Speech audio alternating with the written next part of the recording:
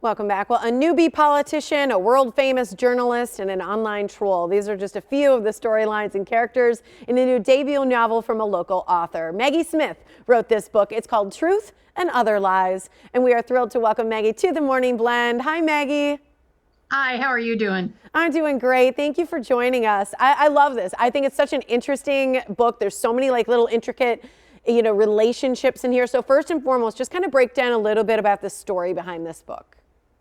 Well, it's kind of the story of a young investigative reporter who discovers secrets that could threaten her own career, but also her mentor, who's a world famous, as you mentioned, journalist, and her politician mother, who's running for Congress. So those three women form the basis of the story, the interrelationships between them.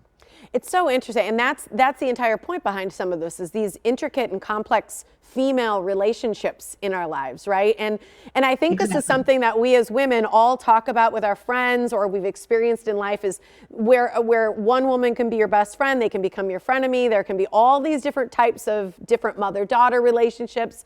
So talk a little bit about just female relationships and their complexities in general. Well, and they also change, I think, with our age. Yeah. What I've found is as I've gotten older, my female friends are more important or more involved. I'm more involved in their lives than I was maybe when I was in my 20s.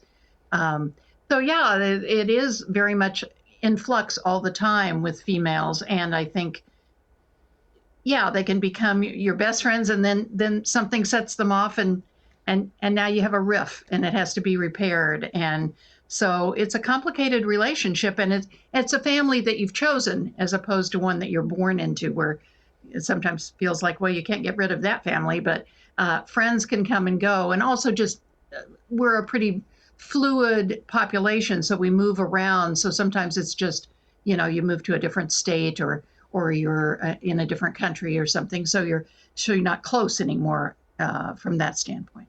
I think it's so fascinating, and I think it's a very intricate situation because, like you said, as we change and we grow older, our perspectives change, our values may change. We may go more toward or away certain, politics or values or spirituality or whatever it may be that may be different from the friend groups we've had when we were younger. Right. So I think that's a very interesting point that a lot of women have difficulty confronting or accepting. Yeah, they think that person was my best friend in fifth grade, so therefore they're going to be my best friend the rest of my life, and that can happen, and that's great. And I have friends that have relationships like that. I haven't experienced that. I moved from another state, and I've been through several careers. I think that's also you make friends where you're working. I mean, this is a women's fiction novel, but it takes place a lot around work, where a lot of women's fiction takes place around the family. And I do have a very strong mother-daughter relationship, but other than that, it's people that this Megan, my protagonist, is encountering at work. Well, and one of those things she's encountering is the online troll. So what about social media and how just a simple post can upend somebody's life completely? Well, and that's what happens in this, that the older mentor, and I tell people, think of her as like Diane Sawyer famous. She's somebody you would walk in the grocery store, you would know who she is. And she's worked hard, for 40 years to build a career. And then in the matter of 2 or 3 weeks, 2 or 3 posts on Twitter, her whole reputation is at stake. And we see that happening all the time. So the power of social media and the inability to really do much about it, as it just kind of grows, you can't really keep up with it, and can't fight against it too much. So that's wherein part of the story lies, is figuring out who that troll is and trying to shut them down. Well, yeah, cancel culture has become a real thing, and it happens quick, like you said. It snowballs, and there's often not a way to kind of get ahead of it or anything. So I guess when you're talking about some of that, why is it that sometimes people hide the truth from those that we love? Because that's something you explore, is potentially that issue being what hurts us more or them more in the end. Yeah, I think in the book there's many people are hiding secrets. Some are secrets that have just occurred. Some are secrets from the past. And they're doing it for different reasons. Sometimes they're doing it to protect someone. In the case of a family member, you might not want the family member to know everything that happened in your past. Sometimes it's to protect a romantic relationship. It may be something that you hide from people at work that might threaten your career. So there's all kinds of reasons that people rationalize why they're keeping secrets, but they don't always realize that sometimes that becomes more corrosive than just letting the secret out. Interesting. I love that. And I think that's a very interesting web we weave, right?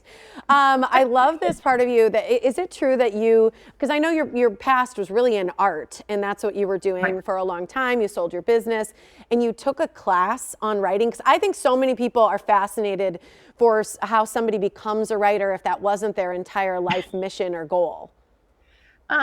You kind of just decide to do it. We tell people, well, do you write? And if they say yes, we say, then you are a writer. Stop saying I have to jump through some kind of hoop to make it happen. But yes, I took a class because I was looking for something creative to do outside the business. And that was where this story started. I got a prompt that said, fill in this blank. I could never write a book about. And I said, mothers and daughters. And then the professor said, well, spend the next 15 minutes writing about that thing you can never write about. And I kind of saw that one coming, but off we were to the races. And I can remember, I think I still have that piece of paper around somewhere where I made 3 circles and put mentor, mother, daughter, and kind of drew vectors between them because I thought that was an interesting thing to explore and something that I had explored in my own life. So cool. You're going to have to frame that, Maggie. It was so nice to have you here. Thanks for joining us. Thank you for having me on. Absolutely. And you can join Maggie for her official book launch this Thursday at Comedy Sports. The link to register is on your screen and we'll post it on our website today. Again, the book is called Truth and Other Lies.